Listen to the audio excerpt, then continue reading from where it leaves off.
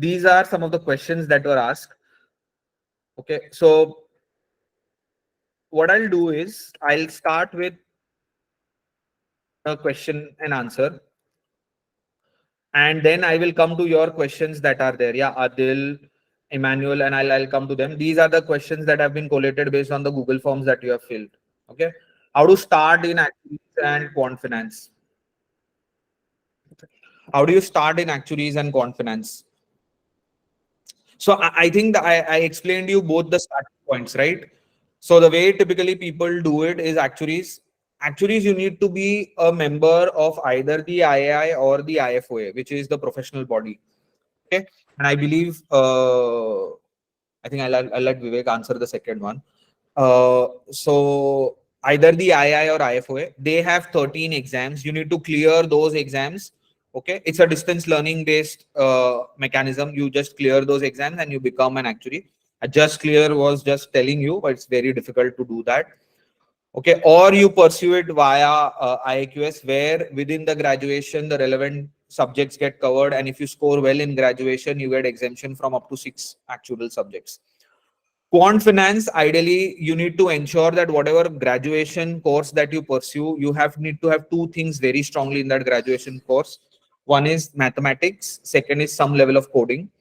Along with that, you pursue either a CFA or an FRM or a CQF or some course like that, and then pursue it. So whatever graduation course that you choose, ensure that you have these two things that is there strongly embedded in the program. So just telling you, conventional BCom, conventional BFM does not have the level of math and the level of coding that is required to be learned. Okay. What is the actual difficulty level of the course? Vivek, I think I'll let you answer. Shall you pull up? Yeah. So hi guys, lovely to see you all virtually. So I just want to get an estimate of how many of you are from Mumbai. Can you type in the chat window your city, where you're from, please? And those who are in Mumbai, I would request you to come in next time when we have the in-person session, because it's going to be much more interactive. You can also ask questions one-to-one after the sessions, right? So do come in. So I see some people are from Karnataka, some from Kenya. Okay, that's great. Some from Bihar, Kerala, Trivandrum. Great. Mostly, okay, some from Pune as well. All right. Great.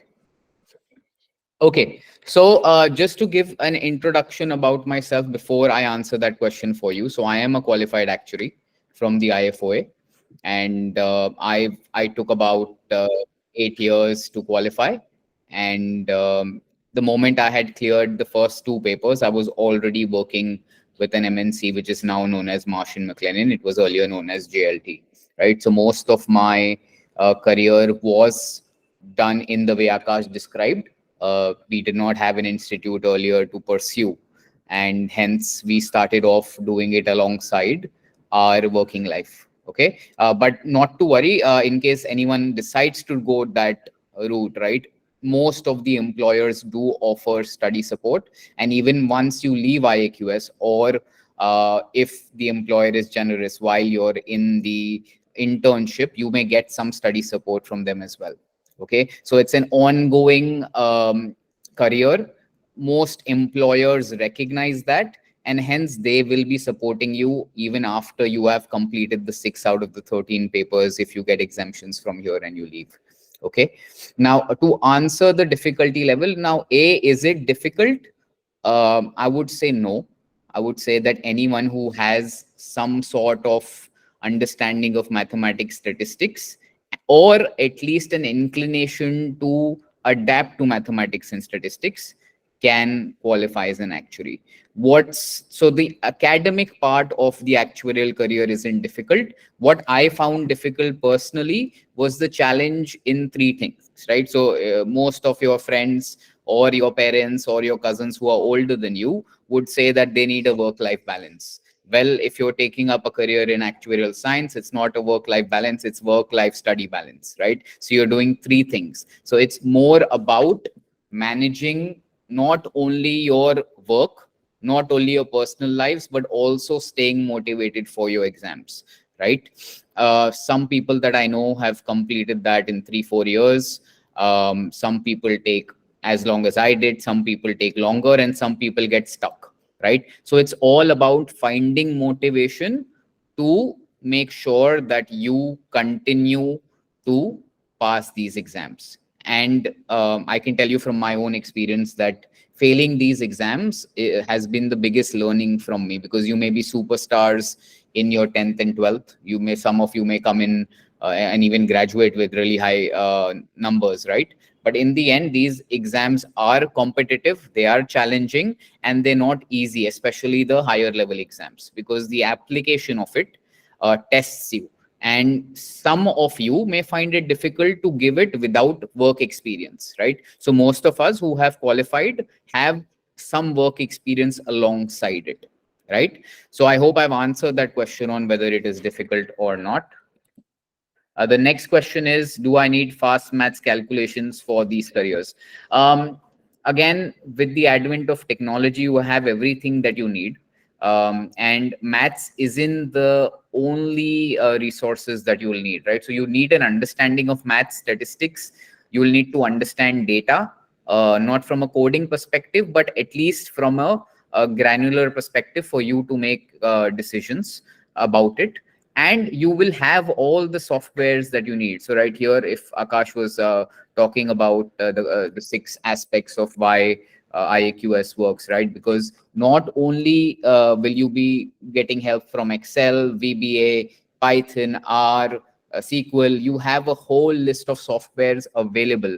We are even starting off with Profit, which is one of the most dominant software used in the life insurance domain, right? So I think we're the only institute that has got permission to do that as well in India, because the licenses are very expensive, and FIS has been really accommodative with that understanding. So we will get the students at IAQS do get the opportunity to learn that as well. So it's not only about fast calculations. You don't have to run the numbers in your head, because the numbers are going to be very, very big, right? So just as an example, we used to see liabilities in millions and millions of pounds when I was working, right? So it's not like you would need fast calculations in your head or in your mind that need to be done. Okay, so what can we do after PG in finance? That's postgraduate in finance. Okay, so again, like I said, I mean, once you have a postgraduate degree, ideally work, I would say. But if you are interested in a career in actuarial science, and if you are already at a prominent, I would say, salary bracket, I would say that evaluate all your options before you decide to take on that career, because this was an actual case. A CA came to me when I was working with one of the MNCs, and he said, and he was my client. So he said he wants to pursue actuarial science, and he was already older than me. He already had 2 kids, and I just told him that, it may, even if you're brilliant, it may take you 4-5 years. So if money is your only motivation, I would say don't do it. But even after PG in finance, if you want to pursue actuarial science, money is not the only motivation you have, and you have that drive to be an actuary, then more than happy for you to come and join us for either the M.Sc course or seek any help from us that we're able to provide, or do it on your own as well if you have the drive to do actuarial science. And I think Akash said that there are, you need at least 3,000 actuaries. In India, I think there are less than 1,000. So there is definitely some demand there. But it's a long journey, right? At least, I would say, even if you're brilliant, at least account for 4 years. That's the bare minimum I would say that it would take you to do so. And of course, there can be outliers in this as well. Would these careers be affected by AI or recession? Okay, so I'll just share a story with you. When I joined JLT, which is primarily a UK pension-based company, right? The day I joined, they said, pensions is dead. It's not going to last. And here we are sitting. I think that's been more than a decade. It's thriving, it's working.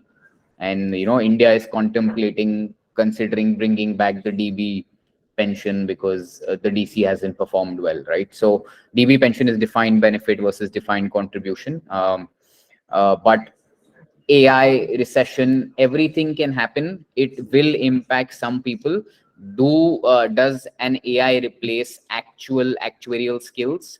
No, I don't think so. In my opinion, it makes your job easier. I think it helps you, maybe strategize better, maybe get better information, use AI for your needs. But an actuary is someone who can make logical decisions, someone who can base it on experience. I don't think AI has that experience. And I don't think actuaries are going into chat GPT and transferring their experience very quickly, right? So that's not going to happen. Chat GPT and AI works in a way that you need to have the user train them with that kind of a job before they are able to respond in that way.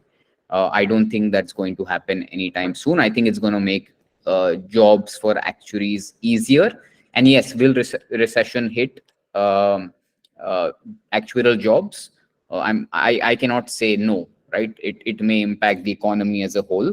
But if you are someone who is doing their job well, I think there is enough demand supply shortage within India that even if you are impacted, the impact may be limited time or limited people. Yeah. Then how to build a career in stock market. So stock market, I would say, so the way the career, the course is designed at IAQS, it's a 3-year course. The first 2 year is common. We cover CFA, I think up to level 2, about 50 to 85%, depending on what you cover, what you opt for in the 3rd year. Then we cover FRM, and then we of course cover actuarial science part of data science, coding, R, Python that I mentioned about. In addition to this, if you want to make a career in stock markets, you can opt for the quant finance degree instead of the actuarial science degree, and then you are doing specific subjects for that. Okay, and along, as I think about 5, if I'm not wrong, 5 students from the recent batch who is just about to graduate appeared for their CFA level 1. They were mentored by Akash and other faculty members, and they cleared the CFA level 1 alongside their studies here at IAQS, right? So we are very much open to support you. The faculty, like Akash said, comes in and they are CFAs, they are FRM holders, they are chartered accountants. They have the relevant experience in their field, so they're able to guide you and mentor you, and you can see that impact. Okay, so choose the reason why I would say is that, particularly from my experience, I can tell you that you guys, some of you at least, are too young to know exactly where you want to be, right? If someone asked me when I was in your position whether I would be leading one of the institutes, I would never thought of myself as a teacher, although I've known Akash for like now over the decade. He was one of my first tutors, right? So I never thought of teaching back then, right? So you can never be absolutely certain that you want to get into quant finance or actuarial, and our course gives you that platform. So within finance, you are getting to uh, see a glimpse of everything. You are seeing actuarial science, you're seeing CFA, you're seeing FRM, you're seeing risk, you're seeing data science. So then that gives you the platform, the ability. And there was a point earlier mentioned on industry connects. We have a lot of people coming in. The treasury teams from banks come in. VCs were here. So a lot insightful talks take place here. And that helps you make these informed decisions, whether you really want to have a career in stock market, quant finance, actuarial science, or even data science, right? So you need to be you need to first experience it without just following the herd mentality to say that 10 of my friends are doing this, so I should also be the 11th person doing it, right? Then you have how can we start business after this course? So great question. We're starting off with the entrepreneurial cell as well. So by the time you come in, you will get to experience that. And I think we back what we say. And I have a startup of my own. Akash runs a few businesses as well. And so it is not that we are just saying it because it's a trend of startups. There are we want to really make sure that people do what they want to do. And the first batch that graduated from IAQS, which was last year, I think few of them have gone on to start their own businesses, and I think there are a couple of startups as well, right? So the idea behind this course is to groom you, give you the best of learnings, and even if you have a non-standard course that you want to take up, even if there's something different that you want to do. Some of you may want to do the MBA abroad, some of you may want to do masters abroad, some of you may want to do masters with us, and some of you may just want to join your family business. You are being groomed to get a glimpse of what the corporate world looks like, right? And that is important even for a family business, because once you experience that, you will see how work is done in a processed manner, in a set manner. You will be able to apply those skills in your business, which may not be as organized, right? So you can get those glimpses as well. um, I will answer your questions. Just give me, I'm on the last one. How does it compare to CFA and FRM? I think FRM we covered level 2, both the levels, or level 1? So level 1 is completely covered. Level 2 would be around 15-20%. Okay, so level 1 about fully covered, 20% for FRM, and like I said about CFA, we covered level 1 and level 2. But the exposure you get depends on whether you opt for the third year. So your exposure is higher if you opt for the third year in quant finance. Okay, so I'll move on to questions which have been asked here. Yes, so we have been asked about student life at IAQS. Okay, student life at IAQS. So this comes across, I mean, I'm probably not the right person to say it. We should have a student representative next time. But I feel that students have a lot of fun here. We have cultural committees that hosted the farewell for the passing batch. Recently, they had prom nights, they have cultural events, they participate in other college cultural events. We have an ISR requirement in the first year. So social responsibility is an integral part of what we want to build here.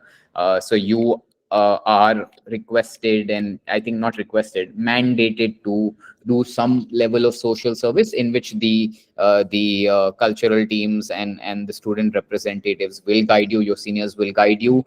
There are some things which of course, it's similar to every college life, I would say, but I would want to be mindful and be very honest that the kind of effort needed will be a bit more higher compared to other colleges, right? So if you think that I'll only show up for the exams, probably you're making it more difficult for yourself, right? It's your choice. But I would say that comparing it to other colleges, I think it is at par. Students definitely have way more fun than I did when I was in college. So yeah, you could take that as a that I'm boring, or you could say that it's at par. That's your choice. So we have the next question. It is on the lines of data science. Okay. What do we learn when it comes to data science? I believe that you did answer about the programs Yep. and the software. Yeah.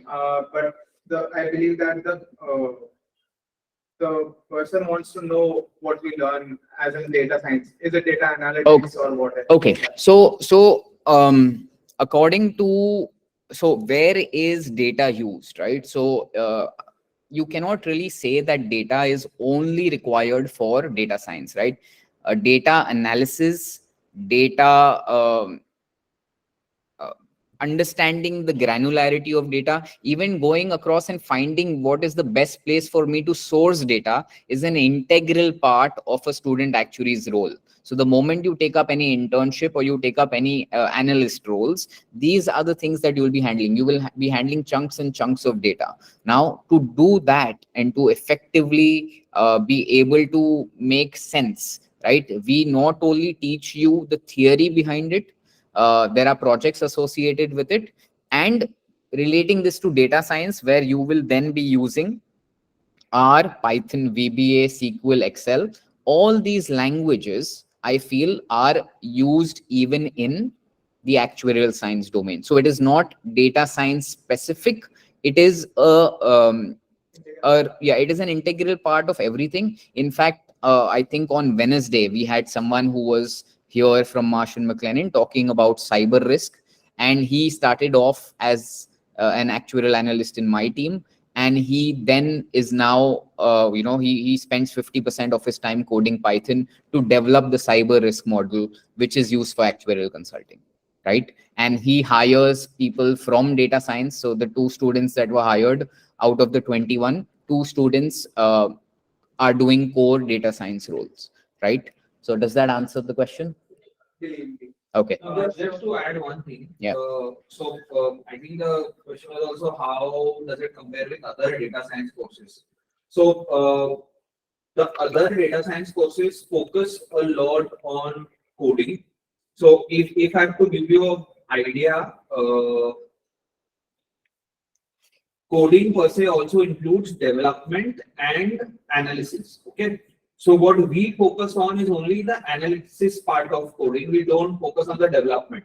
So you will not be taught here to create a software, to basically do some pure development work. How does the UI look? How does the UIX interact? What you will be purely focused on is basically, if you have a software, how do you extract data? How do you analyze data? And how do you come up with a conclusion?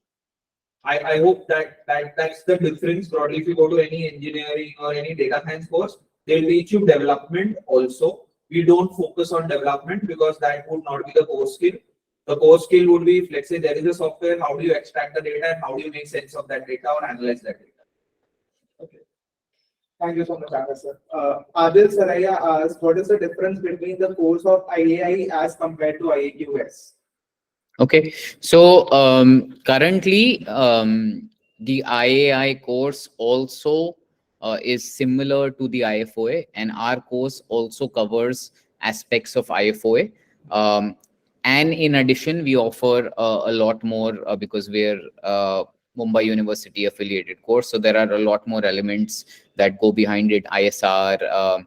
Then I think there are some specific subjects that are offered here, which are different, but it does cover the 6 papers that you will get exemption on. It also in your BSc course covers aspects of life insurance, non-life insurance, just the introductory parts, which are related to your SP levels and SA levels, and also your CP2 paper, which has no exemption, but we cover for modeling, and we link aspects to CP3 as well. So overall, if I were to say, you're getting some exposure from 6 plus 5 papers. So that is 11 out of or 10 out of the 13 papers that are there.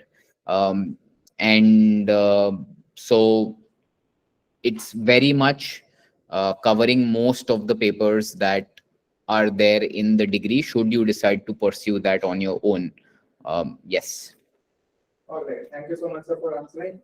Emmanuel Kurian asked, is it easy to get all the 6 exemptions? That depends on how hard you work for them, but there is no restriction from our end. We have seen that I think within the next 3-4 months we'll know how many people get those exemptions, but we anticipate that about 40% should get some exemptions, and about 20% maybe if they're granted by the IFOA, then 20% of the students may get up to all 6 of them, right? But 40% are expected to. Some of them are on track to get those exemptions. because our papers are vetted by the IFOA. They follow similar standards, and we make a lot of effort to make sure that there is a lot of learning here. So even if you don't get those exemptions, you can really appear alongside. And some of our students who feel that, they may not have done so well in the papers, they immediately understand that and they start appearing for the papers alongside. Now, Adil Saraya asks, what is that IAQS has to offer as compared to other bodies? Which other bodies? I think I've answered that question, right? So if it's only the IAI and IFOA, I've already answered the question. If it is any other course, then it would have to depend on the course. But I can say that it's a very niche industry. It is a very upcoming industry. And like Akash said, there is a lot of demand, but it's also an industry that will challenge your patience. A lot of my colleagues have not made it as an actuary. They're stuck in the middle. So like I said, it is a test of patience, test of your, how clearly motivated you are. And I think there was a question in the chat box itself also. So on the follow-up questions for the exemptions, Mehak has asked to cover the next 7 papers, would we require extra coaching? Mostly those so like I said, we already covered 2-3 more papers. CP2 is as is. So 2 of our students gave CP2 while I was teaching CP2 here in Sem 5, and they cleared the paper, right? So you have that option available for you. CP3, again, I can guide you because I draw parallels to it while I'm teaching CP2. For the other papers, they're based more on experience, right? And they're theoretical in nature and some application based. And because of that, I would say that you don't need coaching. In fact, most of the coaching classes don't have specific coaching for this. They have mentorships and guidance sessions for these papers. What different program or course you offer in data science? Priyam, I believe that we have answered that and covered that. Yeah, can we take Sir's question? He had a question. Yes. You follow the syllabus of IFOA. Yes, we have to, because for the exemptions, we need to make sure that we are covering those elements so that the exemption can be granted. But the content is ours. So we tailor the content. We necessarily completing 3 years with IAQS. You are clearing all the 6 papers. No, you can. In fact, like I said, we can go. You need to score well. Yeah. Yes. Yes. So let's say the passing is 40%, but if you are above 50, 65, you are eligible. Now there is a question asked by Arnab Das. It is basically upon if there scholarship or loan facilities provided to pursue the course. So fee structure and scholarship, I think that's a one-to-one conversation. There are. Speak to the marketing and the admin team and they'll get back to you. I really don't want to address the fee bit here. I want to address more of your conceptual doubts, and you can take up the fee conversation separately with the team. Yes, with the counselors, yeah. Atharva Ambedkar asks, if I give actual exams from IFOA, can I get the Indian Institute accreditation and get a job in India? So, so the question Suryansh has asked me to repeat your questions clearly. If you could stand here, that'll be good for him as well. So they're asking if we can get IAI exemptions. So currently we do not have IAI exemptions, but we continue to pursue this as a matter of fact with not just IAI, but as many institutes as we can, right? So we want to make sure that we are giving students the opportunity to pursue it with whoever they want later. But for now, it is only with the IFOA. And at least by the time you come in, I think that thing is not going to change in the next 6 months at least. So if you guys come in, it's going to be with the IFOA. And then you can continue pursuing with the IFOA. Once you're a qualified actuary from IFOA, you can take the MRA route and become an Indian actuary. Yeah, I'll just elaborate on that. So can you pursue, if you are an IFOA qualified actuary, can you work in India? The answer is yes. As Vivek mentioned, Vivek's an IFOA qualified actuary. If you're a qualified actuary, you can automatically become a qualified actuary of India as well. As he mentioned, it's called a mentorship agreement, recognition agreement. You just have to fill up a form, show that you are an IAQS actuary, you automatically become an Indian actuary. Okay. So, can UK actuaries work here? Yeah, they very well can. There are a large number of UK actuaries working right now in India itself, so the industry recognition is there. Okay. The only thing is you have to complete the entire course and then take the exemption MRA. Okay. Yes, please. So after clearing 6 papers, does it completely depend upon the mentorship or how does it work out? Sorry, what do you mean by mentorship? For the other papers? Yeah, so you're free to do it the way you want to, right? So if you want to go to an external mentor, that's fine. If you want us to help you out, like I said, CP2, CP3, anyways, during the course only we may, be helping out. If there's CP2, so we teach, right? There are no exemptions, but we teach. So feel free to appear for that. In fact, in the first year itself, I make sure that the students are mentally prepared in Sem 5 for it. So now when I was teaching with the first year, I told them that, when you come to Sem 5, be prepared to appear for that because there are no exemptions. So that, you are in the first 3 years doing as much as possible. And, you have the relevant experience because it may be a transition for you to learn, adapt and also give papers, right? So if you are 7 papers in, you may want to just learn in the first year, and pause the studies and then restart it, right? Although I'm not a big fan of pausing because when I paused, it took me some bit of motivation to get back. But that's one of the options available. And then at that time, you have study support within the organization. You have your peer group appearing for same paper, so you can form study groups together. If you want us to help, reach out to us. And if we can, we will do. Currently, IAQS does not offer any mentorship support as part of the curriculum that we have. That will be in addition, right? So that's not included in the fees that we are going to support you beyond that as well. Okay. And just to answer some of the questions, hostel life, how is all those things, we'll connect you to the counselors and you can speak to student representatives, right? So you speak to, but yes, we do have tie-ups with hostels. Some are very close to college, in fact, just the very next building. And you may choose to, rent flats on their own. Some of the students have done that as well. But these are the questions that I would suggest that you speak to students to get better clarity, because their view might be completely different. I don't want to say yes, they're awesome, and so you speak to the students, you get a clarity, you get the correct picture, and then you decide what you need to do. Yes, Shangvi has asked, if we pursue the BSc in Actuarial Science degree, do we have to give the Actuarial Science papers from IFOA separately or no? If you get exemption, then you just need to claim those exemptions. And apart from that, to complete and become a fellow actuary, you will have to pursue. So for the 6, no. For the 7, yeah, yes. For the 6, if you get good marks, you get exemptions. You don't have to give any IFO exam. You just have to send our letter and the degree that you have got exemptions. Yeah. Sir, Emmanuel Korean has asked how much are actuaries paid in India. Okay. And also he's trying to ask, is that with 1 or 2 papers, how much do you get paid? I believe that the question is intended towards how freshers. Yeah, about the freshers and how our degree has value in the Okay, industry. sure. So just to draw parallels, when I joined my first organization in 2012, I had 2 papers, and I joined at 4.5 lakhs CTC. That was a full-time role.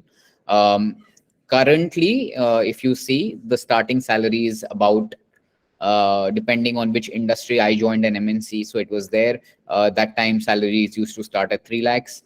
Currently, if you see, most of the courses, or when you pursue them together alongside your degree, you will start somewhere around 5 lakhs, and then it goes up to as high as maybe 9.5. It would depend how many papers you're done with, how good you are in your interview, and what your organization does. If I were to draw some insights into the internships, because the internships offered here with some institutes, they are getting paid higher for an internship than I did when I started off as an actuarial analyst. And just to draw some quantifiable measure, these students who have taken up the internships can sponsor 60 to 70% of their course from these internship fees. Okay, so I would say that, but this is not for everyone, right? So the best and the best of students get that opportunity. They are able to, get a decent, I would not even call it pocket money because it's a lot of money at your age. But at the same time, it is a lot of hard work. That means you're balancing internship, studies, exams, etc., from a ripe age of 19, right? So that's a bit of added pressure. So there are pros and cons to that approach. And then I think our average salaries for the actuarial bit has been, yeah, 7, and the max has gone to 12.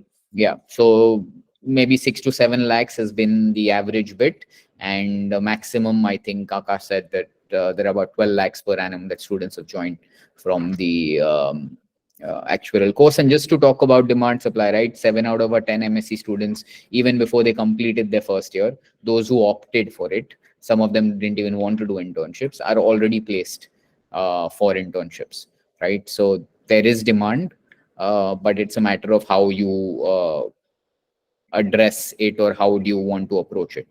So on the same lines, Shruti Shah has asked, isn't doing BSc in actual and doing actual science as a profession makes you lessen your career opportunity? Yeah, I mean, it is a matter of wanting to be a specialist versus wanting to be like a generalist, right? So if you want to work in different fields, you can go and apply for an MBA as well. But I would say that there was another question on where all actuaries can work. I feel actuaries can work anywhere. So, and I'm an example, right? So I'm in the education domain, I'm in the startup domain, and I do my personal actuarial consulting as well, which is more towards the personalized bit, right? So it's retail, right? So you can do, I personally believe that if you're done with the actuarial course, the way the course is developed, that there is absolutely no restriction for you becoming an entrepreneur, you joining your family business, you doing something that you are passionate about, or becoming anything, because the course is designed in a way that addresses economics, accounting, actuarial science, data science, finance, risk, um, communications, modeling, uh, right? So you are covering mostly everything, right? And trust me, the most difficult thing to do is to present technical concepts to layman audience without using technical jargon. Actuarial papers even do that, right? So you are being trained to cover a very wide spectrum. How positive and how um, how serious you are with your career and how risk averse you are with your career decides which field you can work in. So if I were to say, if I were to repeat the choice of going as a generalist, becoming maybe an MBA versus an actuarial science, I would say that this course has taught me a lot more than I need to make a living for the rest of my life, whether it's AI, recession, anything, right? So for me, I would say that I would not change this. Yes, I would have preferred to have a course that does it, but from a diversification point of view, if you feel that you want to do it separately, that's also fine. We want you guys all in.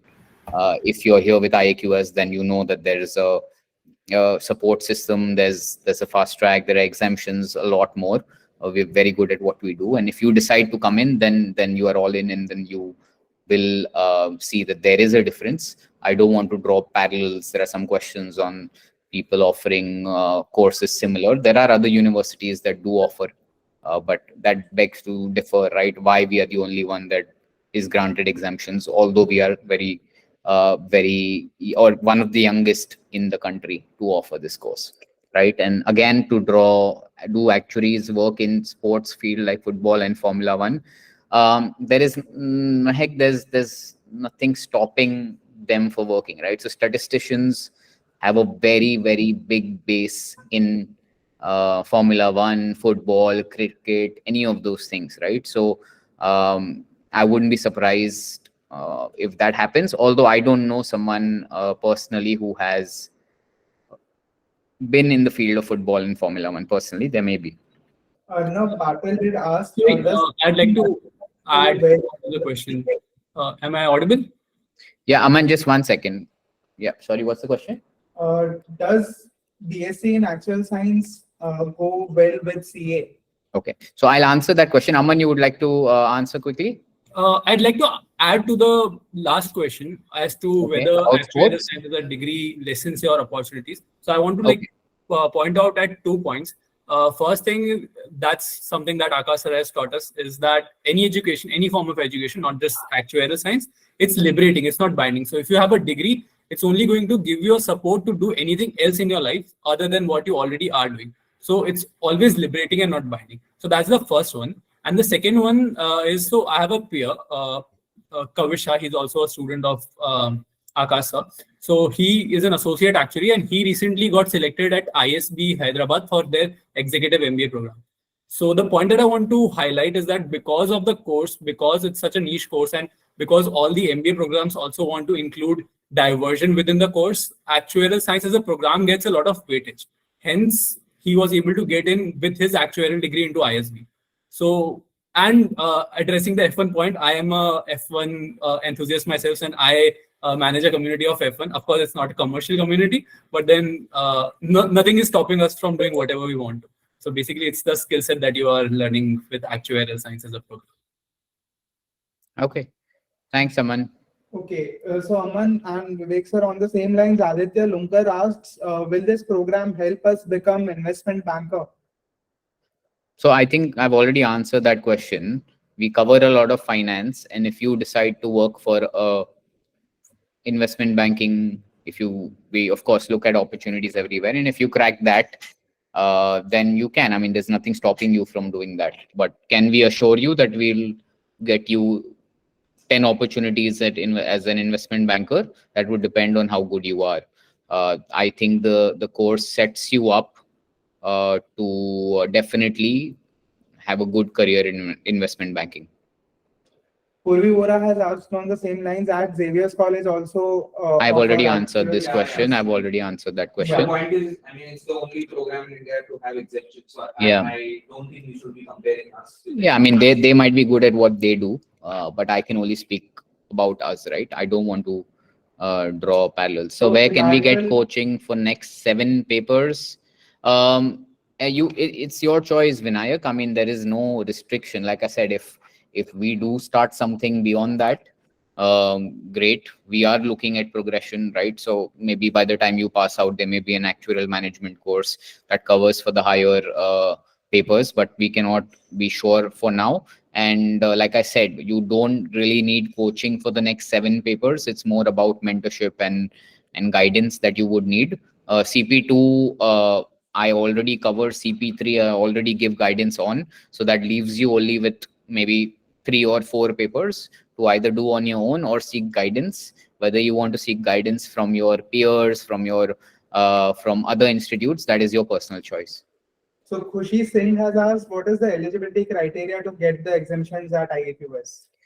So, like I said, I mean, 65%.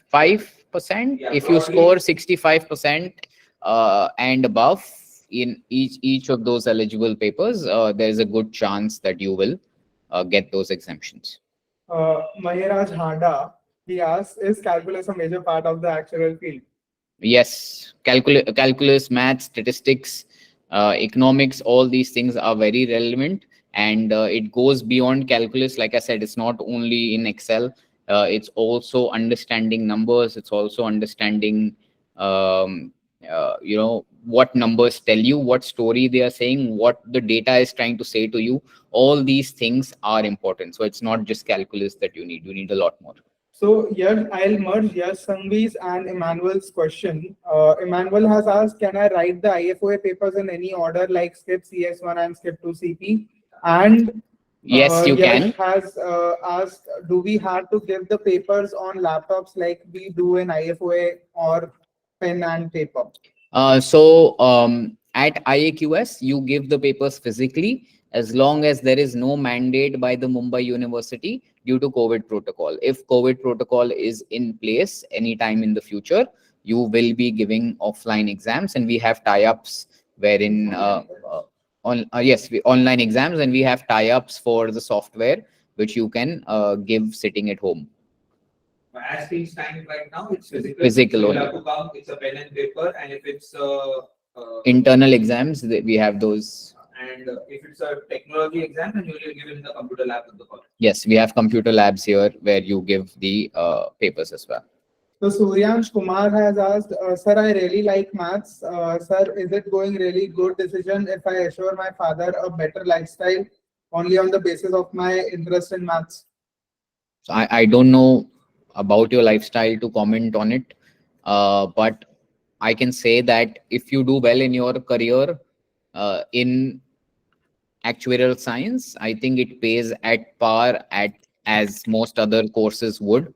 So, but then all that depends on your performance and how well you can do with your papers, because each and every paper grants an increase in your remuneration. Emmanuel has asked, when do we know we have got the exemptions, like immediately after the exam or only at the end of the course? So you get some indication, although the final decision depends on the IFOA, but you get indication after you have given the papers after each semester.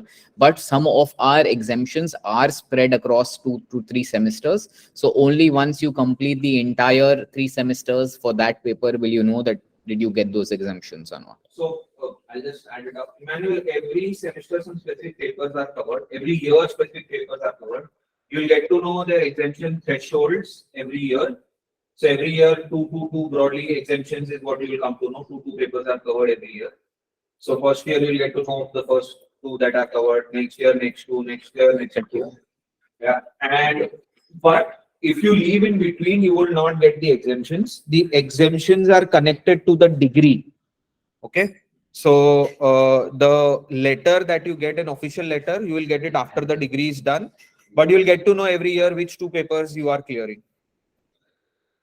I believe we've answered majority of the questions. Majority, yes, yes. Yeah. So Is there anything left? just one thing, I believe that Arnav, we did answer your question. Your question was, does BSc in Actuarial Science go well with CA? Now, You being a CA, sir, you can definitely throw some light on this. so ideally, if you want to do CA, I would prefer you going through a conventional course, because CA in itself will be a lot taxing with the entire internship and everything. Our course itself is a lot taxing. Doing 2 difficult things together will become very difficult. So if you ask me, the ideal advice is no, because it will be very, very difficult to conceive it. Yep, we accept IB diploma students. There is a process for your IB diploma students, but we accept it. Both IGCSE and IB diploma students are accepted. Shraddha has asked about the last date. I for think QA. that will be there on the website, Shraddha. You can just go and check it, and if you can ask the counselors, they will be able to answer it. I believe that we are done with most of the questions out there. Are we pending with any? No. Does anyone comes? No, I believe we have answered all the questions. In case, guys, ऐसा होता है कि घर पे जाते हो, discuss and oh ये छूट गया, you can reach out to our counselors. Okay, I'll just share the number 9372 777 615. This is the number of our counselor, and I think it will be here only. Our website and handles are there. You can follow us on your Insta handles or our LinkedIn handles. Okay, all the details are here at the bottom of your screen, so that in case you have any further doubts, you feel free to get in touch with us. We'll be more than happy to solve your doubts. Yeah, I saw a majority of you being from Mumbai. If you want, you can come down and meet our counselor on a one-on-one basis. They'll express and they'll answer your doubts on a one-on-one basis as well. Yeah. The CAT exam, or what exactly will be the portion, or does it depend on the? So QAT is broadly based on whatever your 11th, 12th maths and English is. So there is no new thing that comes in QAT which is not there in your 11th, 12th maths. The only thing that you need to learn from QAT is answering in an MCQ format. That's it. Yeah. So once you register for QAT, you get a question bank of 150 questions. you can try those questions through and solve them through. Emmanuel has asked one more question. Is the student experience equivalent to studying in a major university? While it be different, it is as good as studying. You are a student of Mumbai University. The experience will be similar, but I want to assure one thing, Emmanuel, that the studies is far difficult. So you need to be at par at everything in order to match it. Okay. So I would say the studies that are there here are above any other university or course that would be there. Along with that, all of these are fillers that are there available to you and the way you want to participate. It's an online exam, yes. Atharva, the QAT is an online exam. And we are done with the questionnaire session. Great. So I hope I've answered all the questions. Yeah, you can reach out as discussed. Thanks, Vivek. Thanks everyone for making it such nice. I would, as expected earlier, would expect more people to come physically. I think this online has spoiled everyone and everyone's been quite happy with doing it online. You have to come physically to college, just FYI. Those who are thinking of taking admission.